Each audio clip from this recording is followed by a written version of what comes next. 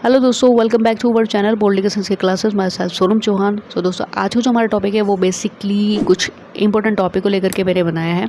यानी कि अब जो एग्ज़ाम आने वाले हैं उस एग्ज़ाम के पर्पज़ से जो इंपॉर्टेंट टॉपिक है इन इंग्लिश में जिन बच्चों को नहीं मिल रहा था, इस वीडियो के लेक्चर के माध्यम से काफ़ी हद तक उनको हेल्प मिल जाएगी। और अगर आप चाहते हैं कि इस पूरे वीडियो लेक्चर का जो नोट्स है, नोट्स के थ्रू आप इसको लेना चाहते हैं तो टेलीग्राम पर मैंने इसको अपलोड कर दिया। वहाँ पर जा करके आप इसको देख सकते हो, लिख सकते हो, अपने नोट्स बना सकते हो इस लेक्चर के इंपॉर्टेंट टॉपिक के। और नीचे डिस्क्रिप्शन में टेलीग्राम का लिंक मिल जाएगा, जाकर के सीधा आप ज्वाइन कर सकते हो। अगर आपने टेलीग्राम अपने मोबाइल्स में अपलोड किया है, नहीं किया तो अपलोड कर लीजिए और वहाँ पे हमारे जो चैनल है उसको ज्वाइन कर लीजिए, क्योंकि वहाँ पर भी लगातार जो छोटी छोटी अपडेट्स हैं, इन्फॉर्मेशन है, क्वीज़ हैं, वो लगातार हम वहाँ पे डालते रहते हैं। तो काफ़ी हद तक आपकी अदर्स लेवल पे भी आपकी जो तैयारी है, जो प्रिपरेशन है वो होती रहती है। इसके अलावा इंस्टाग्राम या फेसबुक जो हमारा पेज है वहाँ पर भी हमें फॉलो कर सकते हैं। वीडियो पसंद आती है तो लाइक करना, शेयर करना और इसके बिल्कुल भी नहीं करना। और चैनल पर नए हैं तो सब्सक्राइब ज़रूर करना और नीचे बेल आइकन को भी प्रेस करना। तो चलिए स्टार्ट करते हैं। सबसे पहले मैं यहाँ पर बात करते हैं। देखिए, मैंने बात की थी प्लेटो, अरिस्टोटल। देखिए, स्टार्टिंग के जो यूनिट है उनमें 3 इंपॉर्टेंट आते हैं। प्लेटो की बात करते हैं तो प्लेटो को लेकर के काफ़ी हद तक जो मैंने वीडियो लेक्चर है वो पहले ही कवर अप किए हुए हैं, इन इंग्लिश में आपको मिल जाएंगे। प्लेटो में बायोग्राफी, देखिए हर थिंकर की आपको बायोग्राफी रीड करनी है बहुत अच्छी तरीके से। बायोग्राफी आपको बहुत ही जो बेसिक स्ट्रक्चर्स है उसको आपका जो स्ट्रॉन्ग हो जाएगा तो आपको बाकी जो उसके ओपिनियन है, जो उनके थॉट है, जो आइडियोलॉजी है वो ऑटोमेटिकली आपको समझ में आते चले जाएंगे। सो अगर बायोग्राफी से रिलेटेड कुछ कंसेप्ट आपके क्लियर नहीं है कि बायोग्राफी कहाँ से पढ़े, तो उसका भी जो लिंक है मैंने वो टेलीग्राम पर अपलोड कर दिया। वहाँ जाकर के आप हर एक जो इंपॉर्टेंट टॉपिक है, जो इंपॉर्टेंट थिंकर है, उनकी बायोग्राफी वहाँ से जाकर सीधे रीड कर सकते हो। और क्योंकि जो भी इंपॉर्टेंट जो थिंकर है उनकी बायोग्राफी मैंने वहीं पर अपलोड कर दी, यानी कि टेलीग्राम पर जाइए, ज्वाइन कीजिए और फ़ायदा उठाइए उस चीज़ का।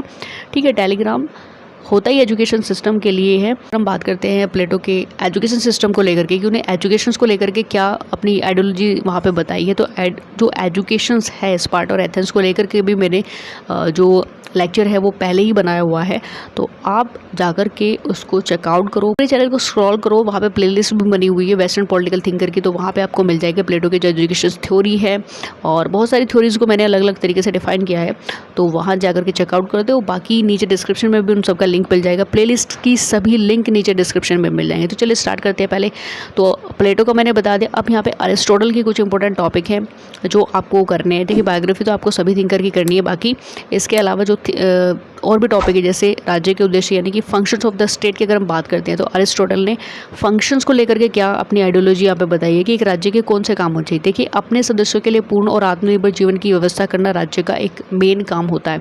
उसके अलावा व्यक्तियों को श्रेष्ठ प्रवृत्तियों को, जो उनकी श्रेष्ठ प्रवृत्ति हैं, जो उनकी एक्टिविटीज़ हैं, उनको श्रेष्ठ आदत के रूप में बदलना, उनको ट्रांसफ़र करना, एक अच्छी हैबिट उनको दिलवाना। ठीक है, इसके अलावा अपने सदस्यों की प्राकृतिक आवश्यकताओं को संतुष्ट करना, मतलब उनको सेटिस्फाई देना, जो नीड्स होती है, जो नेचुरल नीड्स होती है उनकी।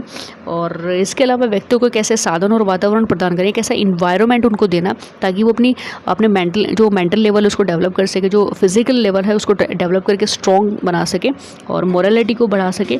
तो नेक्स्ट यहाँ पे बात करते हैं अरस्तु के कुछ जो आइडल स्टेट है उसके बारे में। अरस्तु क्या कहता है, यानी कि एक आदर्श राज्य कैसा होना चाहिए, उसके क्या फंक्शंस, क्या उसकी मतलब पॉइंट होने चाहिए जिससे हम क्लैरिफाई कर सकते हैं कि that's is a ideal state. तो यहाँ पे जैसे कि आदर्श राज्य का लक्ष्य व्यक्ति का एक नैतिक विकास होना बहुत ज़्यादा जरूरी है आइडल स्टेट में। बिकॉज ऑफ आज के टाइम में एक प्रॉपर रूप से आइडल स्टेट आपको नहीं मिलेगा, अमेरिका जैसी कंट्री में भी नहीं मिलेगा। स्वीडन या नॉर्वे की अगर हम बात करते हैं वहाँ पे भी 40% आपको आइडल स्टेट के कुछ एग्जाम्पल मिल सकते हैं। बट यहाँ पे अगर हम ये बात करते हैं कि 100% आइडल स्टेट आपको मिल जाएगा तो वो पॉसिबिलिटी बहुत ज़्यादा कम हो जाती है। तो यहाँ पर हम बात करते हैं तो अरस्तु की जो आइडल स्टेट जो उन्होंने बताया है कि एक आदर्श राज्य कैसा होना चाहिए, तो बेसिकली वहाँ पे कि एक आदर्श राज्य का जो टारगेट होता है वो होता है व्यक्तियों का जो मोरल डेवलपमेंट होता है, उसमें वो फर्स्ट प्रायोरिटी पर रखता है। इसके अलावा विधि की सर्वोच्चता उसमें दिखाई देती है, यानी कि सुप्रीमेसी ऑफ लॉ को बताया वहाँ पे। जनसंख्या की पॉपुलेशन से, जो पॉपुलेशन है उसका एक मेजरमेंट होना चाहिए कि कितनी ज़्यादा होनी चाहिए, कितनी कम होनी चाहिए। बेसिकली एक मैनेजमेंट में होनी चाहिए, एक बैलेंस में होनी चाहिए, ना ज़्यादा अधिक और ना ही ज़्यादा कम।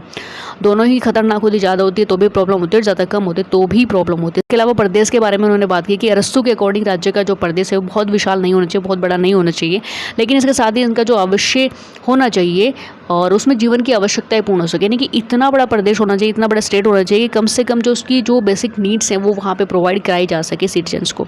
इसके अलावा नागरिकों को चरित्र के बारे में थोड़ा सा उन्होंने बताया है कि अरस्तु का जो विचार है वो चरित्र और योग्यता में जो उनका कैरेक्टर है, जो उनकी कैपेबिलिटी है, उसमें जनता यूनानियों के समान होनी चाहिए। यानी कि वहाँ पे कुछ भी ऐसी एक तरीके से जो भेदभाव जैसी चीज़ें हैं वो वहाँ पे नहीं होनी चाहिए। वहाँ पे कैरेक्टर को डेवलप करने की, जो कैरेक्टर को स्ट्रॉन्ग बनाने की चीज़ें स्टेट के द्वारा कराई जानी चाहिए।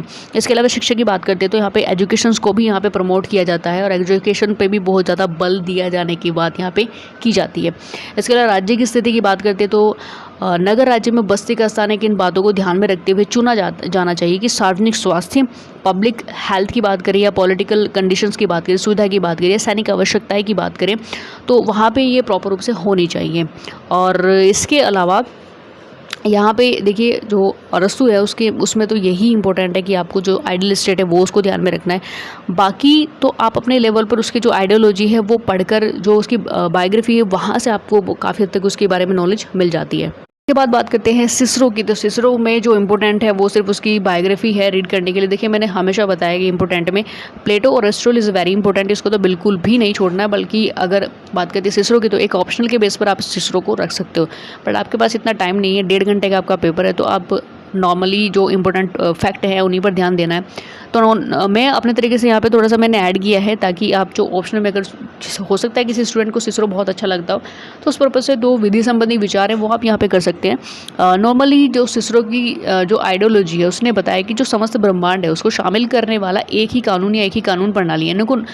बेसिकली वहाँ पर रूल ऑफ लॉ को उसने फॉलो किया है और कम्प्लीटली वो सजेस्ट करता है रूल ऑफ लॉ यानी कि पूरी यूनिवर्स में रूल ऑफ लॉ को ही वो सजेस्ट करता है एक आइडियोलॉजी के अकॉर्डिंग। और रूल ऑफ लॉ बेटर भी है, जो नॉर्मली ब्रिटेन में स्टार्ट किया गया था और वहीं से हर एक कंट्री ने, ज़्यादातर कंट्री ने अप्रॉक्सीमेटली कंट्री ने वहाँ से उसको अडॉप्ट किया है, बिकॉज ऑफ वो एक बेटर कंडीशन में होता है किसी भी स्टेट को मैनेज करने के लिए। एंड देन नेक्स्ट यहाँ पे बात करते हैं मैकियावेली की। देखिए मैकियावेली एक तो वो इटली का चाणक्य बोला जाता है, इतना इंटेलिजेंट, इतना डिप्लोमेटिक पॉलिसी को क्रिएट करने वाले। जैसे हमारे इंडिया में चाणक्य बोला जाता है, नहीं चाणक्य, तो वो इटली का चाणक्य है। हमारे इंडिया में वो भारत के चाणक्य थे, तो थोड़ा सा कंपेयर किया जाता है क्योंकि उसकी इंटेलिजेंसी को लेकर के। लेकिन यहाँ पे हम बात करते हैं कुछ इंपॉर्टेंट फैक्ट को लेकर के, तो उन्होंने ह्यूमन बिहेवियर के जो देखिए वैसे तो अगर हम मैकियावेली की बात करते हैं तो नॉर्मल उसकी बायोग्राफी के साथ साथ जो उसने ह्यूमन बिहेव के बारे में थोड़े से अपने जो विचार है वो बताए, वो आपको थोड़ा सा ध्यान में देने हैं। थोड़ा सा देखना है कि उन्होंने एक ह्यूमन कंडीशंस को लेकर के क्या अपनी आइडियोलॉजी सेट की हुई है। तो सामान्य तौर पे यह कहा जा सकता है कि जो मैकियावेली है उसकी मोस्ट फेमस जो कृति है प्रिंस है, और प्रिंस के बहुत सारे चैप्टर्स हैं जिसमें से 17 जो चैप्टर है उसका 70वां जो अध्याय है उसमें वो उन्होंने लिखा हुआ है कि सामान्य रूप से मनुष्य के बारे में यह कहा जा सकता है कि वो कृतज्ञ हैं, चंचल है, झूठे हैं, कायर हैं और लोभी होते हैं, पूरे सेल्फिशनेस होते हैं। और जब तक आपसे सफलता मिलती है वो पूरी तरीके से आपके बने रहेंगे, आपके साथ रहेंगे, हर चीज़ आपके साथ शेयर करेंगे, बट आपके लिए उस समय तक आपके जीवन, रक्त, संपत्ति या प्रॉपर्टी या बच्चों का बलिदान करने के लिए तत्पर रहेंगे हमेशा। यानी कि वो तब तक ही आपके लिए डेडिकेटिंग रहेंगे जब तक कि आपसे उनसे काम निकल रहा है। लेकिन जैसे ही उनकी आवश्यकता कंप्लीट होती है, इंसान से दूसरे इंसान की जो आवश्यकता होती है वो कंप्लीट हो जाती है, तो वो फिर एक दूसरे के विरुद्ध हो जाते हैं। यानी कि वो आपके विरुद्ध हो जाएंगे। अगर आप किसी की हेल्प करते हो और जिसकी आप हेल्प कर रहे हो उसको आपसे नीड है, और जब तक वो नीड बनी रहेगी तब तक वो आपकी रेस्पेक्ट करेगा, उसके बाद वो आपके अगेंस्ट हो जाएगी जैसे ही आपसे काम निकलता है। तो मनुष्य किसी से तभी तक प्रेम करते हैं जब तक कि उनका स्वार्थ सिद्ध होता है। तो यहाँ पे स्वार्थ को उन्होंने बताया कि प्रॉपर रूप से एक मनुष्य होता है सेल्फिशनेस, अपने काम के लिए लोगों से बातें करता है, अपने काम के लिए लोगों से अच्छा बिहेव करता है, बट जैसे ही काम कंप्लीट हो जाता है उसके बाद टाटा बाय बाय, उसके अगेंस्ट हो जाता है, उसकी आइडियोलॉजी के अगेंस्ट हो जाता है। और ये आपने देखा भी होगा आजकल के टाइम में बहुत हद तक आपको 90% लोग ऐसे ही मिलेंगे, 10% थोड़े से ईमानदार, जिस वजह से शायद ये दुनिया बची हुई है। और इसके अलावा यहाँ पे मैकियावेली का जो चैप्टर है उसमें आप राज्यों की हितों की सुरक्षा हेतु जो उसने उपाय बताए हैं वो आपको यहाँ पे देखने हैं। इनकी प्रिंस में देखिए क्वेश्चंस कैसे भी आ सकता है, बट अगर उपाय के लिए पूछता है कि प्रिंस में जो शासक को परामर्श दिए है मैकियावेली ने वो कौन से दिए हैं, यानी कि स्टेट में जो राजा होता है वो उसको कैसा होना चाहिए, नॉर्मली उसके फंक्शंस, उसकी जो थिंकिंग है वो उन्होंने यहाँ पे बताई कि अधिक शक्ति का अर्जन। और ये वैसे मैंने थोड़ा सा पॉइंट वाइज बताया है, बट अगर आप लॉन्ग क्वेश्चंस में इसको लिखना चाहते हो तो आप इसके पॉइंट अलग अलग करके लिख सकते हैं। यानी कि जैसे यहाँ पे पहला पॉइंट है कि अधिक शक्ति का अर्जन, बहुत ज़्यादा पावर को बढ़ाना, तो आप इसके अंदर अपने तरीके से बना सकते हैं। देखिए सबसे ज़रूरी क्या होता है कि स्टूडेंट्स के लिए कि जो कंसेप्ट है ना, अगर उसके वो क्लियर हैं तो होता नहीं कि बना बना कर लिखना, अगर कंसेप्ट क्लियर है तो आप बना बना कर भी लिख सकते हो, बट अगर कंसेप्ट क्लियर नहीं है कि क्वेश्चंस में पूछ क्या रहा है, आपको आंसर क्या देना है, अगर यही आपको क्लियर आउट नहीं है तो आप बनाकर भी नहीं लिख सकते। और नॉर्मल पॉलिटिकल साइंस में आप बनाकर, वेस्टर्न पॉलिटिकल थिंकर या किसी भी चीज़ में, नॉर्मली हर सब्जेक्ट में आप बनाकर नहीं ले सकते। ठीक है, तो आपको ध्यान देना है कि आपकी जो कंसेप्ट है वो क्लियर होने चाहिए, और मेरा मेन टारगेट यही है कि मैं आपकी जो कंसेप्ट है वो कम से कम क्लियर करा दूँ। आप उन्होंने बताया कि अधिक शक्ति का अर्जन, फिर उसके बाद साम दाम दंड भेद को अपनाना, प्रॉपर रूप से एक राज्य में शासक को किन किन चीज़ों को अपनाना चाहिए, कि हर एक तौर तरीका उसे अपनाना चाहिए अपने स्टेट को डेवलप करने के लिए, अपने स्टेट को प्रोटेक्ट करने के लिए। इसके अलावा सिंह और लोमड़ी के गुणों को धारण करना, कानूनों का कठोरतापूर्वक पालन करना, सैनिक शक्ति का विस्तार करना, और युद्ध की स्थिति को मतलब बनाए रखना वहाँ पे, ताकि दूसरे जो राष्ट्र हैं उनको भय बना रहे, वो डरे रहे, ताकि वो अपनी तरफ से अटैक ना करे उस राज्य पर, उस स्टेट पर। राष्ट्रीय सेना का गठन करना, एक नेशनल लेवल पर फोर्स को तैयार करना, और आचरण भेद रखना, यानी कि मतलब अपने सिटीजन्स को, अपने खुद को एक ऐसा वहाँ पे इन्वायरमेंट क्रिएट करना ताकि कोई डरे ही ना, है ना। राजस्व से तो डरे, बट हाँ जो अदर कंट्री हैं वहाँ से ना डरे। सम्मानपूर्ण आचरण करना, योग्य मंत्रियों का चुनाव और परामर्श की एक पूरी कैबिनेट तैयार करना, एक बेस्ट कैबिनेट तैयार करना, ताकि उसे समय समय पर वो एडवाइस देती रहे। चापलूसों से दूर रहना, मितव्ययता लेकिन सारी उदारता भी होनी चाहिए, यानी कि इन्वेस्ट हो लेकिन थोड़ा लिबरलाइज में, थोड़ा सा लिबरल टाइप में। व्यापार का विकास करना, कला और साहित्य में रुचि, देखिए ये बहुत ज़रूरी होता है कि किसी भी स्टेट में अगर हमें डेवलप करना है तो हर क्षेत्र में हमें थोड़ा सा इंटरेस्ट दिखाना पड़ेगा, राज्य को इंटरेस्ट दिखाना पड़ेगा। और इसके अलावा अंतर्राष्ट्रीय क्षेत्र में शांति शक्ति संतुलन, यानी कि प्रॉपर रूप से जो पावर्स है उसको कैसे आप मैनेज कर सकते हो इंटरनेशनल प्लेटफॉर्म पर। तो प्रॉपर रूप से सारे के सारे जो पॉइंट हैं ये डिफाइन करते हैं एक अच्छे शासक के गुणों को डिफाइन करते हैं, एक अच्छे राज्य के गुणों को डिफाइन करते हैं। तो आपको थोड़ा सा इसके बारे में भी देखना है। आप इनके अलग अलग पॉइंट निकाल सकते हैं। अगर डिस्क्रिप्टिव में इस तरह के क्वेश्चंस आता है तो आप नॉर्मली अलग अलग पॉइंट के हिसाब से इनको डिफाइन कर सकते हो। बहुत ही आसान तरीका है। आपके कंसेप्ट क्लियर होना चाहिए, आपको ये क्लियर होना चाहिए कि एक्चुअल में क्वेश्चन में पूछ क्या रहा है, आपको किस तरीके से आंसर देना है। तो आप अपनी लैंग्वेज में इसको परफेक्टली लिख सकते हो। मैं ये नहीं कह रही कि अपनी लैंग्वेज में लिखनी है, बुक वाली लैंग्वेज में लिखना है, नहीं। आपकी कंसेप्ट क्लियर है तो आप अपनी लैंग्वेज में भी बहुत ही बेहतर आंसर उसको दे पाओगे। देखिए इसके बाद जो भी हम थिंकर की बात करेंगे, होब्स, लोग, रूसो, इन तीनों ने सोशल कॉन्ट्रैक्ट थ्योरी को दिया है और तीनों की social contract theory is very important मानी जाती है। यानी कि अगर इनसे क्वेश्चन आता है तो आप परफेक्टली बहुत ही अच्छी तरीके से डिफाइन कर पाओगे। नॉर्मली इन्होंने अपने अपनी थ्योरीज़ में human behaviour, natural conditions of a state, इस तरीके से सेम ही कंडीशन में अपने पॉइंट को क्लियर आउट किया है। बट जो विचार है, जो आइडियोलॉजी है वो अलग अलग है, वो डिफरेंट है। तो यहाँ हम बात करते हैं हॉब्स के सोशल कॉन्ट्रैक्ट थ्योरी के बारे में। तो हॉब्स ने सबसे पहले तो ह्यूमन बिहेवियर के बारे में बताया है। नॉर्मली वो क्या कहते हैं कि जो इंसान होते हैं, जो मनुष्य होते हैं, वो एक स्वार्थी भेयग्रस्त प्राणी के रूप में करता है उसके, तो मतलब जो भी एक्सप्लेन करता है उनके बारे में। फिर कहते हैं कि जो सदैव स्वयं अपने हित की साधन की चेष्टा में लगा रहता है, अपने हित को, अपने जो उसके हित है, जो उनकी नीड्स हैं, उनको पूरा करने में हमेशा वो लगा रहता है और अपने स्वार्थ के लिए वो निरंतर लड़ाई झगड़ा करता रहता है। और उसका मेन टारगेट होता है कि अपने यश को बढ़ाना, अपनी जो शक्ति, अपनी पावर है उसको बढ़ाना, ताकि वो दूसरों को दबा सके। तो ये उसने ह्यूमन बिहेवियर के बारे में बताया। बेसिकली जो थिंकर होते हैं, अगर वो किसी भी बिहेव के बारे में बताने, ह्यूमन बिहेवियर के बारे में बताते हैं, तो अगर फिलोसफर की जब हम बात करते हैं तो नॉर्मली उनकी लाइफ में ये चीज़ें घटित होती हैं, तो उनसे ही एक्सपीरियंस्ड करके वो अपने आइडियोलॉजी बनाते हैं। वो देखते हैं कि समाज में क्या हो रहा है। नॉर्मली फिलोसफर का मीनिंग यही होता है कि देख करके चीज़ों का एनालिसिस करना। तो काफ़ी हद तक हॉब्स ने अपने जीवन में भी, मैं कहती हूँ ना कि बायोग्राफी बहुत ज़्यादा ज़रूरी है। बायोग्राफी आप इसको रीड करो, ठीक है, तो बायोग्राफी से आपको पता लग जाएगा कि उसकी आइडियोलॉजी एक्चुअल में ऐसी क्यों है, क्यों उसने मानव को इतना ज़्यादा स्वार्थी बनाया है। तो आपको काफ़ी हद तक इससे बेनिफिट मिल जाएगा उसकी बायोग्राफी। तो मैंने बताया कि बायोग्राफी आपको हर एक इंपॉर्टेंट जो वेस्टर्न थिंकर है टेलीग्राम पे मिल जाएगा लिंक उनका, आपको जाकर के टेलीग्राम ज्वाइन कीजिए, वहाँ से बायोग्राफी को रीड कीजिए। इसके अलावा उसने कुछ प्राकृतिक अवस्था के बारे में बताया, जो नेचुरल कंडीशंस है। नेचुरल कंडीशंस उन्हें बताया कि मतलब जो स्टेट है वो कैसे आया, पहले आया कि मनुष्य ने बाद में अपनी मतलब अपनी सुविधा के अनुसार बनाया। तो नॉर्मली उसने संघर्ष की बात की है कि नॉर्मली हम देखते हैं कि मानव स्वभाव में संघर्ष के 3 रीजंस बताएं। एक कंपटीशन की वजह से स्ट्रगल करता है इंसान, एफर्ट करता है, फियर को हराने के लिए एफर्ट करता है, ग्लोरी को बढ़ाने के लिए एफर्ट करता है। नॉर्मली ये कंपटीशन के ही हैं, आगे बढ़ने के लिए एफर्ट करता है। तो कानून है, प्राकृतिक कुछ अधिकार है, नेचुरल राइट्स हैं, उनके बारे में थोड़ा सा यहाँ पे डिफाइन किया है। आप इसको पॉइंट वाइज भी डिस्क्राइब कर सकते हैं, ज़्यादा कुछ इसमें बताने की ज़रूरत नहीं है। इसके बाद नेक्स्ट है जॉन लॉक। तो जॉन लॉक ने ह्यूमन बिहेवियर के बारे में क्या बताया है, देखिए हॉब्स ने तो मनुष्य को स्वार्थी और पार्श्विक और पतित माना, लेकिन लॉक ने उसे सहयोगी और सामाजिक माना है कि मनुष्य एक सामाजिक प्राणी है।